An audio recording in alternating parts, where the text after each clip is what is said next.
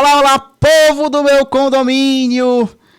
Mais um Siga-me Cast, falando sobre o mundo que é condomínio. Tudo sobre dicas, informações, soluções, tudo que engloba o mundo que é condomínio, não é verdade? E hoje eu tenho o grande prazer de ter dois convidados ilustres. Hoje eu estou com o Liana Guerra e o Rafael Pontes, que são engenheiros, são diretores da Simp Engenharia, são nossos patrocinadores no jornal Siga-me. Pessoal, o papo hoje ele é bem técnico, é muita coisa, eu tenho certeza que vocês têm para compartilhar. Claro, sejam bem-vindos, muito obrigado pela oportunidade de estar aqui conosco, é um grande prazer ter vocês aqui. A gente também agradece pelo convite, espero que esse bate-papo renda bastante. Eu tenho certeza que vai render, né? Muito obrigado pelo convite. Eu primeiro tenho um grande pedido a fazer para vocês. Por favor, gente, engenheiro tem o hábito de ser extremamente técnico. Vocês estudaram muito para isso, aprenderam, se habituaram a falar de forma extremamente técnica. Só que quem está em casa, eles querem uma forma mais prática, de forma que eles consigam compreender. Tal como eu sou uma criança em relação a tudo que engloba engenharia. Então, por favor, gente, falem de uma forma mais para um leigo igual a mim. A gente promete que vai tentar. Agradeço bastante. E vamos iniciar nosso bate-papo por um tema que é a realidade de muita gente no mundo que é condomínio, que são aqueles condomínios novos, que são entregues recentes, e grande maioria deles existe falhas de engenharia em que é necessário tanto o condomínio quanto o morador ter que processar a construtora porque tem alguma falha de construção, tem diversos problemas. Vocês como engenheiros, vocês como fazem diagnóstico, que trabalham com isso, porque vocês iniciaram fazendo isso, não é verdade? Exatamente. Em 2011, a gente teve a oportunidade de fazer o primeiro recebimento de obra de condomínio. E nessa oportunidade a gente foi contratado porque o síndico ele se via como um leigo, não tinha confiança de receber as áreas comuns que a construtora estava assim forçando realmente a entrega. E aí ele me convidou para fazer esse laudo de recebimento, então a gente fez uma análise bem detalhada, elaborou um documento bastante extenso e ajudou o condomínio, né, a fazer esse recebimento para que mostrasse uma série de vícios construtivos para que o condomínio não assumisse a responsabilidade sobre esses problemas e pudesse realmente reclamar junto à construtora, usando o Código de Defesa do Consumidor, focando sempre na segurança e principalmente evitando que o condomínio gastasse dinheiro que não era responsabilidade dele. Juliana, o que é que você dá como dica? O que é que você enxerga como engenheiro diagnóstico? O que é que você vê? Quais os pontos em que eu, como morador, eu que estou chegando agora dentro do meu apartamento, da minha casa, o que é que eu devo enxergar? Qual o processo eu devo seguir para que eu não tenha essas frustrações? A situação ideal seria ainda na fase que você vai receber a sua unidade privativa. Se você está se referindo à unidade privativa, porque como bem Rafael comentou, a gente começou recebendo justamente as áreas comuns do condomínio, né?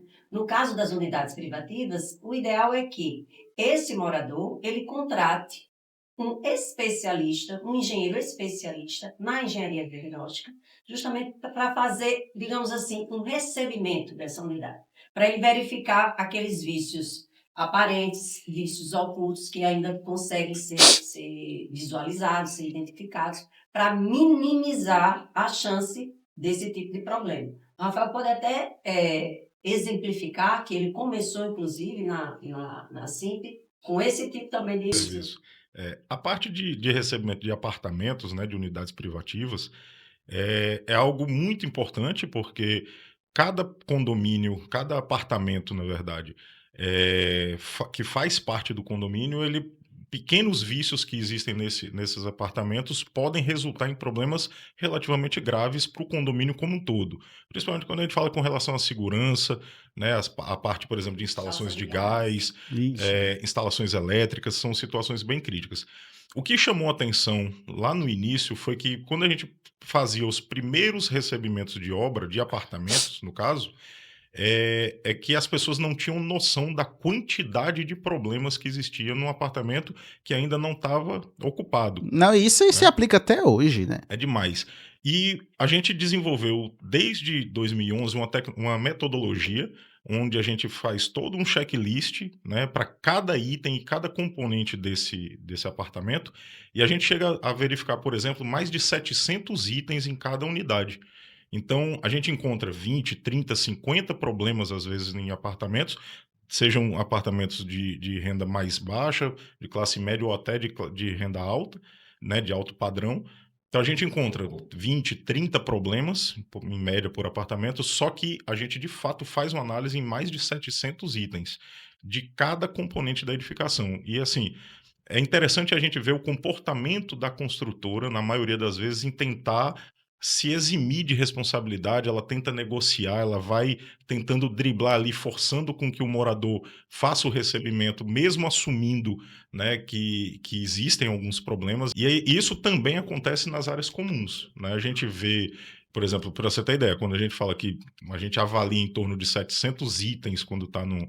700 itens que eu falo são 700 tópicos que a gente faz análise em cada item, né? Imagine numa área comum. Então a gente desenvolve, através dessa metodologia de um planejamento prévio, a gente faz essas inspeções de forma muito personalizada para cada condomínio, e a gente não deixa passar nada. E aí, quando vai fazer laudos, às vezes são laudos que passam de 900 páginas, né, só de problemas que existem no condomínio antes, às vezes, da própria ocupação.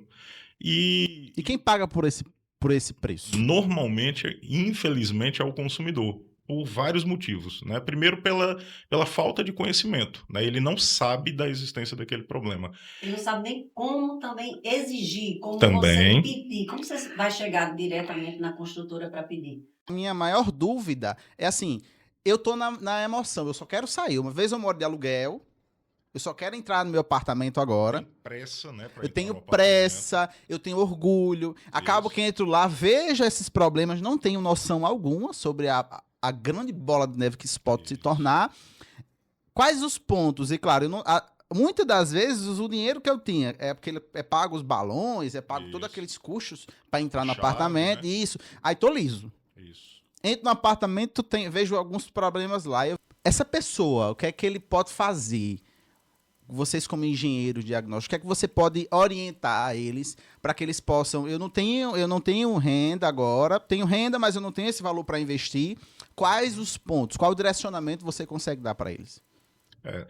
O ideal é sempre ter a contratação ou de um engenheiro especialista ou até um técnico de edificações. Eles também são habilitados e qualificados para fazer recebimentos. E é sempre importante que esses profissionais eles tenham o conhecimento, né, que não sejam profissionais que não saibam ali o que estão fazendo, porque pequenos desvios de qualidade podem passar despercebidos, né? Mas assim, para o morador, situações que são estéticas, que são o que o Código de Defesa do Consumidor ele chama de vícios aparentes, é uma roldana às vezes que está travando, são coisas relativamente simples, é uma folga numa maçaneta, numa torneira, são coisas simples. Você já pode fazer essa reclamação. Isso. E aí, E esse processo é simples, Welon? Normalmente é para ser simples, né? O Código de Defesa do Consumidor ele diz que você faz a notificação, né, e 30 dias depois a construtora tem que obrigatoriamente se manifestar. E caso não se manifeste, você entra tenha a chance de entrar com um processo, né, uma ação de obrigação de fazer, alguma coisa assim.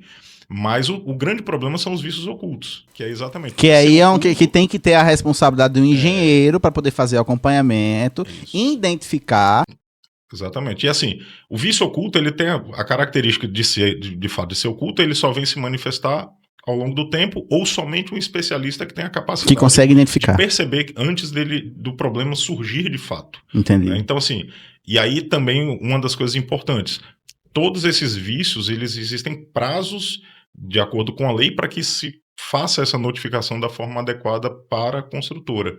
Né? Então, o grande erro que as pessoas às vezes cometem é exatamente dar ciência do problema, esperar que a construtora resolva, a construtora não resolve, quando se toma a decisão de levar para frente algum processo, alguma coisa, esse prazo já prescreveu. E aí as pessoas perdem um direito. E o que assusta muito, Diego, que foi o que motivou, na verdade, a gente a começar esse trabalho, é assim, nós não achamos justo uma construtora vender um condomínio, vender um empreendimento de forma né, que ela se dispõe a oferecer no mercado, receber aquele dinheiro e entregar um produto de péssima qualidade. A comparação que a gente faz é que todo mundo compra um celular, mas ninguém aceita que uma tecla venha danificada, folgada, uma tela trincada. E um celular custa 2, 3 mil reais, 5 mil alguns. E as pessoas não toleram esse tipo de erro. Já na casa, apartamento... Mas apartamento de 100 mil, de 200 mil, de 1 milhão às vezes, as pessoas são mais tolerantes com desvios de qualidade. Então, assim, onde deveriam ser menos tolerantes na prática, né? Então, assim, o que motivou a gente foi exatamente essa situação, de que a construtora ela está recebendo dinheiro para entregar um produto, né? E esse produto ele tem que estar próximo, a gente entende que a perfeição ela é impossível, mas ele tem que estar próximo do ideal. E quando esse desvio de qualidade ele é proposital ou é conhecido, aí a gente se botou no nosso lugar, assim, com relação ao mercado e assumiu o papel de dizer que a gente vai lutar contra isso. Em relação ao condomínio, né? Porque o condomínio, as complexidades são bem maiores. Tem a questão elétrica, hidráulica, de gás, né? Porque o que acontece aí de prédio, alguns deles já antigos, que por erro de estruturação acaba tendo vazamento, uma explosão acontecendo aí, algumas fatalidades. E na entrega pode ser identificado isso, né? E evitar grandes transtornos. Quais os cuidados o síndico que acabou de receber ele tem que ter e qual profissional ele deve buscar?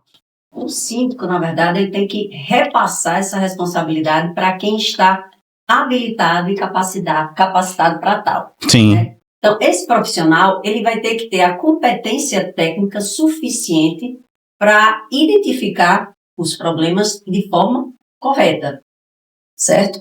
E por que isso seria, esse momento do recebimento é justamente o melhor dos mundos? Porque esse profissional especializado, ele vai conseguir separar os problemas de cada um, ou seja, dos envolvidos. Esses problemas são da construtora, esses problemas são do uso e operação. Só que, como ele está iniciando, ele vai conseguir separar isso de muito bem. Porque... Facilidade, está mais aparente. Justamente. Então, esse é o melhor momento. Isso, porque existem dois aspectos. Quando o imóvel ainda está em processo de ocupação bem no início e o profissional já tem a oportunidade de fazer as inspeções, qualquer problema que exista lá já é fácil de provar que a responsabilidade é da construtora. É da construtora. E assim, se alguém, durante uma mudança, danifica uma parede, porque está passando com um móvel, fica um dano naquela edificação. Sim. E a gente, como profissional, vai chegar lá depois para fazer essa vistoria. A gente não sabe se aquele problema é realmente da construtora, por exemplo, ou do mau uso, nesse caso, como o Liana estava falando. Mas para o síndico, como você perguntou, eu acho que o principal, como o Liana falou, é ter essa possibilidade de contratar o profissional, porque todo condomínio é essencial.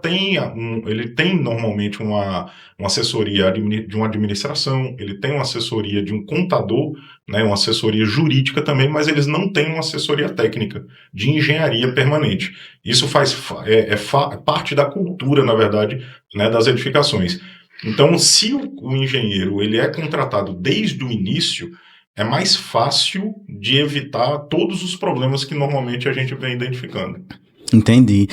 E isso se aplica tanto para os novos quanto para os antigos, né?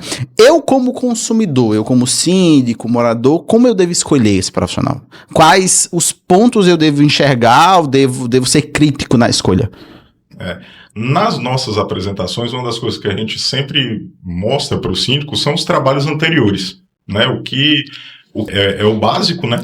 Que a gente mostra todas as pós-graduações que fizemos, todos os cursos de extensão, né, todos os trabalhos que fizemos, mas a gente cobra o valor do serviço, por exemplo, mas mostra o que a gente entrega. E a gente fala, faça essa análise com todos os profissionais para que você saiba a diferença do valor do que está sendo cobrado e do que está sendo entregue. Porque às vezes o que o outro profissional que financeiramente está cobrando é muito barato, na prática ele é muito caro, porque o que ele está entregando é muito fraco, né, muito frágil em termos técnicos. Né? Porque existem dois tipos de engenharia. É o engenheiro, a engenharia que executa a obra ou manutenção, e existe o engenheiro de inspeção, de acompanhamento, não é isso?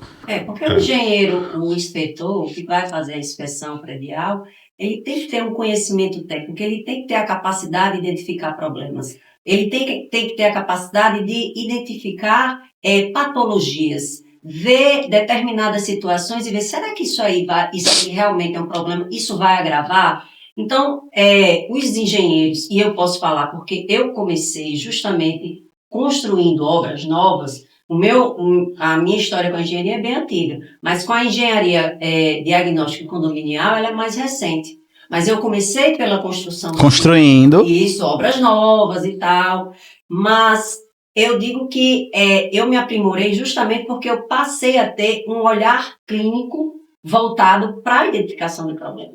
E isso faz toda a diferença, porque a gente consegue identificar antes que aquele problema se torne realmente crítico para o condomínio. A gente teve um caso semana passada de uma empresa que foi contratada para tratar de fissuras de uma fachada e surgiram alguns problemas em que ela não se sentiu segura de continuar essa obra, né? Apresentou ao síndico, mostrou, ele teve a humildade e a sabedoria. E reconhecer. E eu digo, até a sabedoria, né, de chegar e mostrar para o síndico, olha, estamos com um problema e eu não sei resolver, mas eu sei quem pode ajudar.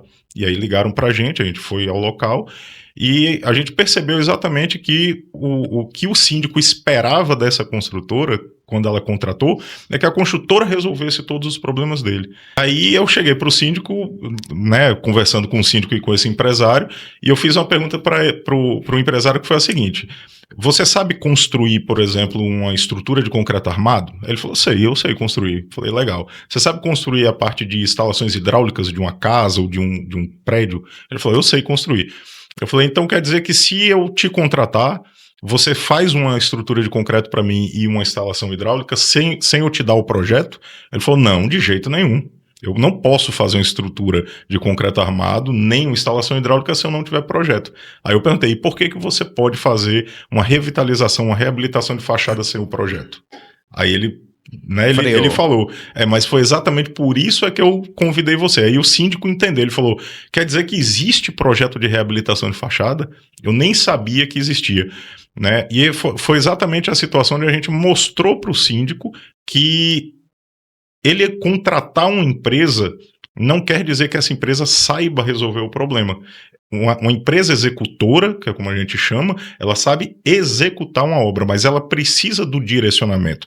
Existem diversos documentos, que é o projeto, por exemplo, ele é uma parte de elementos gráficos, onde a gente mostra o detalhe de cada componente da edificação, como ele vai ser executado, o memorial descritivo, onde a gente vai explicar os materiais, como eles vão ser empregados, e esse nível de detalhamento as empresas executoras não sabem.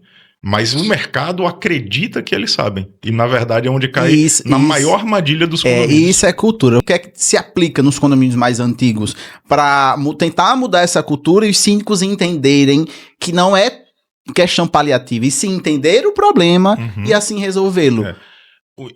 A academia, né, os estudiosos da engenharia, eles criaram um conceito da engenharia diagnóstica, que foi uma forma de enxergar a engenharia, que antigamente todo mundo dizia que qualquer documento emitido sobre problemas era laudo. Era um laudo, e se fazia laudo para tudo, ou era perito, né? Todo mundo era assim. E aí eles criaram a engenharia diagnóstica, que deu exatamente essa base técnica de ensinar para os engenheiros a identificar os problemas que existiam para que esses problemas pudessem ser estudados, avaliados, para que fossem feitos os exames corretos. Com esses exames, da mesma forma na medicina, né? Que se faz os exames e depois vai ter o seu diagnóstico para que você possa fazer a terapia, né? Dizer, temos que resolver o problema desta forma, quem vai resolver o problema é esse especialista, dessa maneira. Não é um clínico geral que fez ali, não, você está com um problema. Mas inicia a partir do clínico. E o problema é que na engenharia nem o clínico geral ele é chamado.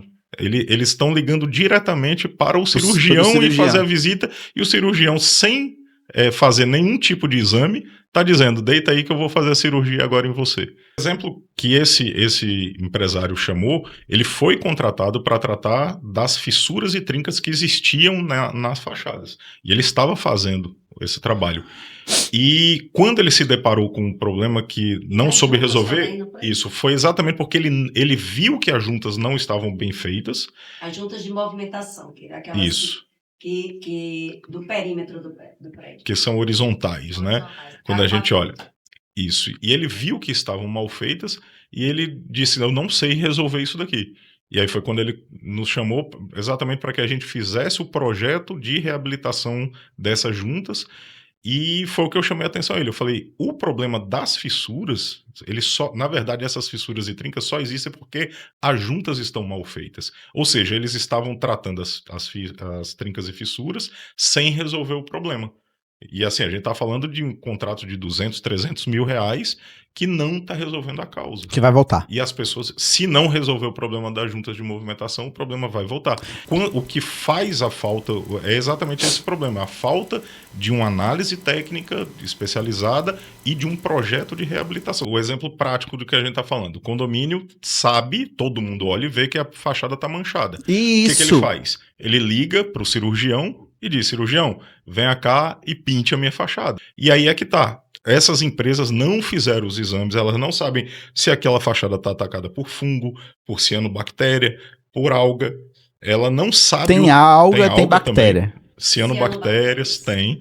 E aí. Tá vendo aí, gente? Né? Uma série de situações. Geralmente aquele fenômeno da capa rosa. Aquela cor rosa na fachada. São as bactérias. Cianobactérias. E aí, o método. Qual é o grande erro dessas empresas? Eles pegam, na maioria dos casos, eles pegam água sanitária, aplicam. A água sanitária ela tem um poder de branqueamento ali muito rápido. Então, cria-se o aspecto de limpeza momentâneo. Na lavagem. E a primeira coisa, quando a gente fala em lavar, o que é lavar para você? É botar água e o quê? Lavar alguma coisa. Água e sabão. Água e sabão. Então, a gente coloca nas nossas especificações a aplicação de água, sabão ou detergente neutro, para primeiro você lavar a fachada, para depois sanitizar. Sanitização é exatamente você conseguir matar o micro-organismo. E tem empresas que se negam a aplicar o sabão, por exemplo. Isso é absolutamente comum no mercado. A lavar com sabão e lavar só com água sanitária? É, exatamente isso. O processo que eles chamam de lavar é botar uma água com aquele spray. Não, e claro, e é caríssimo. E não o resolve. Serviço de lavagem de fachada é caríssimo. E não resolvem. E o pior é que às vezes o problema... Essas empresas são contratadas para resolver problemas e 3, 4 meses depois os problemas voltaram. E piores. Certo? Porque os problemas não foram resolvidos, as práticas que seriam necessárias não foram executadas. Então... porque às vezes até o material que está sendo utilizado pode estar especificado corretamente, mas a metodologia está errada. A sequência. Isso, exatamente. O exemplo que a gente dá nessa parte de fungos, por exemplo, seria o equivalente a fazer uma poda. Né? Você pega uma árvore, né, uma colônia ali de fungos, de cianobactérias, e quando você corta aquelas folhas ali, dá o aspecto de que você matou a planta.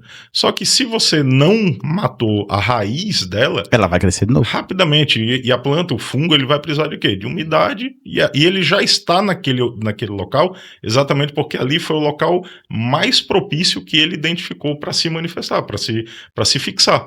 Então ele já está ali, basta você continuar dando água e umidade para ele vai crescer de novo. Então, quando essas empresas, elas, da mesma forma como a gente falou antes, ela só está executando um serviço, ela não sabe resolver a fonte do problema. Isso. Então, quando ela apenas passa água de uma maneira inicial e depois ela entra com um processo de sanitização com a água sanitária de uma maneira comum, ela faz uma poda, mas não mata a raiz do problema. Quando ela pinta novamente, esses micro-organismos se alimentam da própria tinta. A tinta ela é feita de petróleo, então tem hidrocarbonetos. Os micro-organismos se alimentam da tinta. Aí, ao invés de resolver o problema, ele está piorando. E entra no outro tema, que é a questão da previsão orçamentária. Perfeito. Porque eu faço a conta de portaria, eu faço a conta de energia, eu faço a conta da terceirização, eu faço a conta de tudo. Mas eu não faço conta da manutenção de engenharia, porque eu não espero que aquela bomba venha estourar. Tá ali, tic-tac, tic-tac, tic-tac, tá contando. Porque eu não tenho conhecimento. Digam pro pessoal de casa, digam pro espectador, pra eles se atentarem sobre a questão da manutenção, quão é importante. E ajudar, claro, na questão da previsão orçamentária. A gente comenta muito que a presença das administradoras, né, elas acabaram assumindo para si uma responsabilidade que era dos engenheiros, mas como eu falei mais cedo, a academia ensinava para os engenheiros projetar e construir. Ninguém falava em manutenção. Ninguém falava em trabalhar com manutenção na engenharia civil. Né? Então, o que acontecia? Os condomínios, quando eles tinham uma administradora, naquelas figuras que eu falei, de um contador, de um advogado, né, e de um administrador, né, eles acabavam precisando de ajuda, né? Ó, o meu portão quebrou, tô com um vazamento numa válvula redutora de pressão, tô com um problema na instalação de combate a incêndio. A única pessoa que estava ali, né, a única empresa que estava ali dando suporte de fato para os condomínios era a administradora. Sim. E aí elas acabavam... assumindo essa responsabilidade. Isso, ela chamava assim, poxa, peraí, eu administro 20, 30 condomínios, eu sei que o Zé dos Zé encanador... tá lá, resolveu o problema daquele condomínio X, vou indicar ele para cá. E as administradoras começaram a fazer esse jogo de indicação e isso acabou chegando na previsão orçamentária.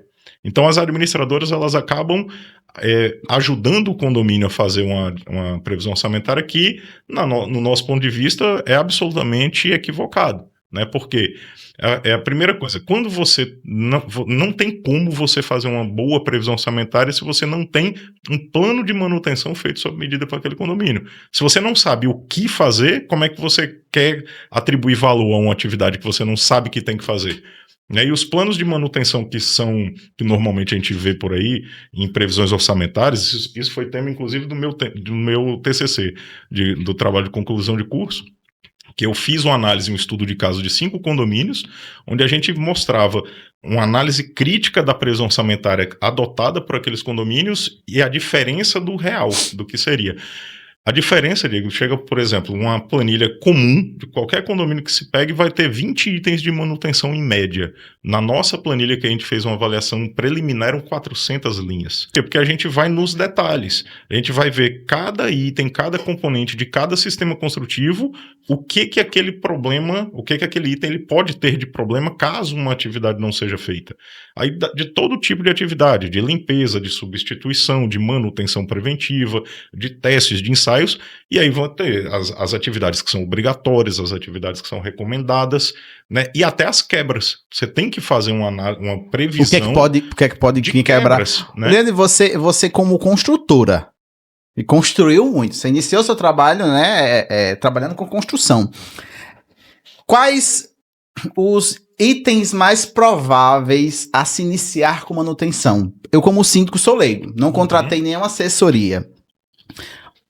O que é que eu devo me preocupar primeiro? Na verdade, você já vai poder identificar algo que já existe, alguma doença que, inclusive, já está ali por trás, que você não estava nem percebendo, né? É uma infiltração, é uma mancha no teto, uma mancha na parede, entendeu? E aí pode ser que o problema já esteja instalado. E como construtora, um dos sistemas que é a fachada, geralmente ela é feita por último, nos últimos minutos, entendeu? Normalmente com a obra já atrasada. A obra já atrasada e tal. A fachada, às vezes, é um pouco negligenciada. E é aí onde vão aparecer também os primeiros problemas. E é interessante que a gente tem um drone com uma capacidade de zoom bem interessante e que quando a gente está embaixo do condomínio, no térreo e olhando para a parede, a gente não vê o problema. Quando a gente sobe o drone que vê assim, o tipo, a quantidade de problema, a gravidade dos problemas. É onde tem mais problema na fachada. Demais. E eu acho que... A fachada a impermeabilização em coberturas, né? Que às vezes acontece bastante, e problema de instalações prediais. Das hidrosanitárias, instalações elétricas, instalações de combate a incêndio. Então, esses são os itens, assim, que são mais... Você estava falando sobre a questão dos moradores, quer ver um exemplo? Quando a gente faz as nossas inspeções, uma coisa bem simples, playground, né? Um parquinho de criança. Existe uma norma da ABNT com 7 partes só de playground. No nosso as regras do playground. Para playground. Calma, isso eu não sabia. Existe normas da ABNT, certo? Uma norma, se eu não me engano é 16071, né? ela é dividida em 6 partes só para playground. E aí o que acontece? Existem diversas condições, desde a fabricação do brinquedo em si. Ele pode ser de madeira, ele pode ser de polietileno, ele pode ser de ferro, mas existem regras para a segurança das crianças, né? Existem regras para o ambiente, por exemplo, o tipo de piso, né? Um piso gramado, um piso em areia, um piso que ele tem que ter a capacidade de absorver impacto para que, caso uma criança caia, de acordo com a altura do playground, aquele piso ele tem que ter a capacidade de proteger a criança. Eu acho que 70% dos gestores não tem noção disso. 99, E eu vou colocar 98%, 99% dos moradores também não tem noção sobre e o grande essas regras. É que a gente vê fábricas de playground que entregam os playgrounds fora de norma. E a gente fala assim, os riscos que a gente está falando é risco de tá? Tem vários tipos, tem risco de queda, tem risco de amputação de dedo, risco de amputação de membro, aquele piso elevado, por exemplo, que a criança ela sobe para uma escadinha, depois ela tem um escorregador. Ela pode se acidentar de diversas formas. A distância entre aquelas travessas, ela pode prender um dedo, né? E ela pode prender o dedo, mas está no escorregador, ela está ali, o pisozinho, ela desce, o dedinho pode ter ficado preso na abertura. A argola, por exemplo, de um balanço, a dimensão, a abertura de uma corrente, o espaço entre essas travessas, a altura do guarda-corpo, a proteção do escorregador. Então, existem normas, são 6 ou 7 partes. Cada norma dessa tem 50, 60 páginas. Então a gente está falando aí de 300 páginas, por exemplo, de regras só de playground. Aí quando a gente vai pegar boas construtoras, né, grandes construtoras, e que a gente faz uma análise, a gente tem um checklist que a gente faz essas inspeções, essas verificações, a gente olha em torno de 70 itens, por exemplo, só em playground, e encontra 20, 30 problemas às vezes no condomínio. Acessibilidade também tem muito problema. Aí você vai à prefeitura, aprova, mas acessibilidade, sinceramente, a gente passa em condomínios que a gente encontra 20, 30 problemas em acessibilidade, seja desde a guarita, no trajeto, na parte próxima ao elevador, nas áreas comuns, nos banheiros, que não tem acessibilidade, ou seja, parte da população não está sendo respeitada com o aval da prefeitura. Entendeu? Só faltando conhecimento. Você vê o conhecimento. Só a falta do conhecimento. A falta do conhecimento. A falta de conhecimento técnico que aquelas pessoas recebem dinheiro para entregar uma edificação da forma correta e não entregam. E acabam não entregando. Só que quem sofre é a população.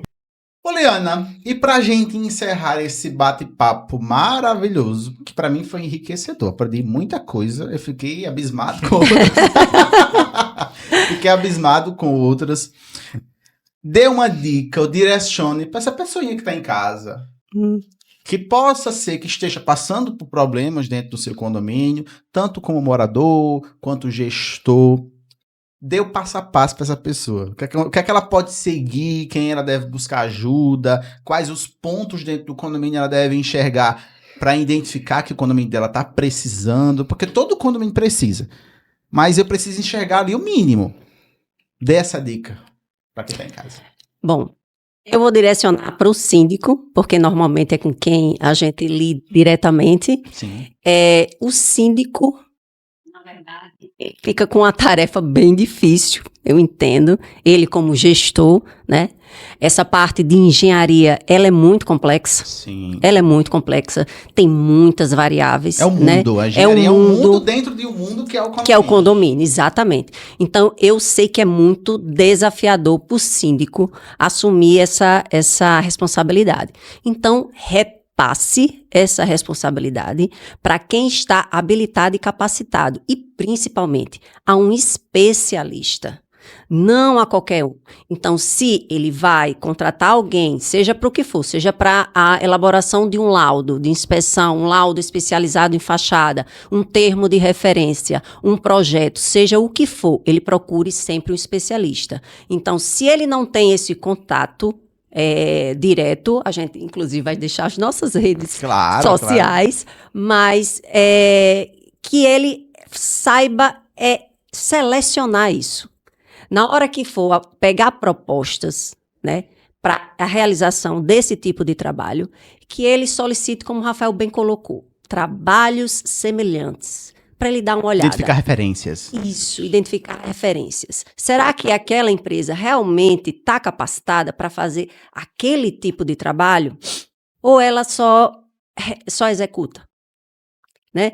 A gente, é uma política nossa da empresa de não executar a obra, justamente para não ter conflito de interesse. A gente nunca quer ser questionado sobre a nossa questão ética, de alguém chegar e dizer: poxa, será que ela colocou esse serviço aqui para executar nessa fachada justamente porque ela tem um interesse financeiro, porque é um serviço mais lucrativo, ou porque realmente vai resolver o problema? Entendeu? Entendi. Então, eu deixo essa dica aí para o síndico. Pronto, ela deu a dica pro síndico. Vamos lá. Rafael, dê a dica pro morador, porque o síndico ele é gestor, mas o morador ele precisa se preocupar com o seu bem. E o que é que o morador pode ajudar ao síndico, ajudar na gestão do condomínio e aonde ele deve se preocupar dentro do condomínio? Quais pontos ele deve se preocupar? O primeiro é exigir do síndico, de fato, o que é responsabilidade do síndico. Né? A gente sabe que é difícil, mas o síndico ele está lá porque assumiu aquela responsabilidade, apesar de ser muito difícil, de serem responsabilidades muito grandes e complexas, mas ele está lá para fazer aquele trabalho.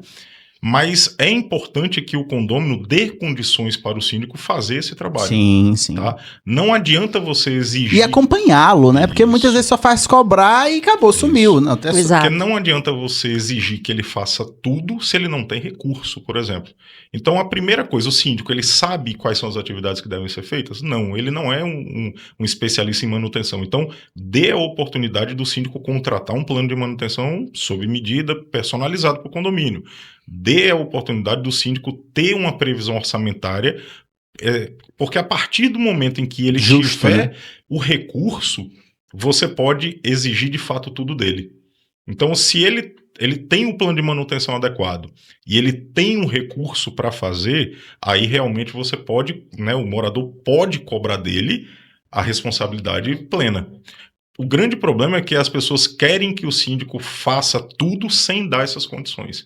Para mim, a maior dica que eu posso dar para um morador é essa, dê ao seu síndico a oportunidade e a estrutura de trabalho que ele precisa. Maravilha, foi uma dica de ouro.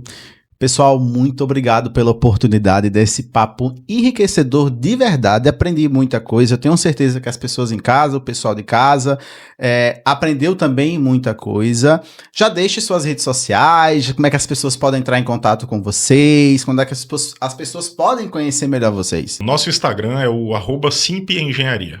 Simp Engenharia. Eles são nossos anunciantes, né? São nossos patrocinadores no jornal Siga-me. Então lá também tem os dados da empresa. Lembrando que eles não executam nenhum tipo de obra, acompanham, ajudam. É uma empresa muito séria, eu gosto muito do trabalho de vocês. Parabéns pelo trabalho. Mais uma vez, muito obrigado por estarem aqui conosco. Foi um grande prazer.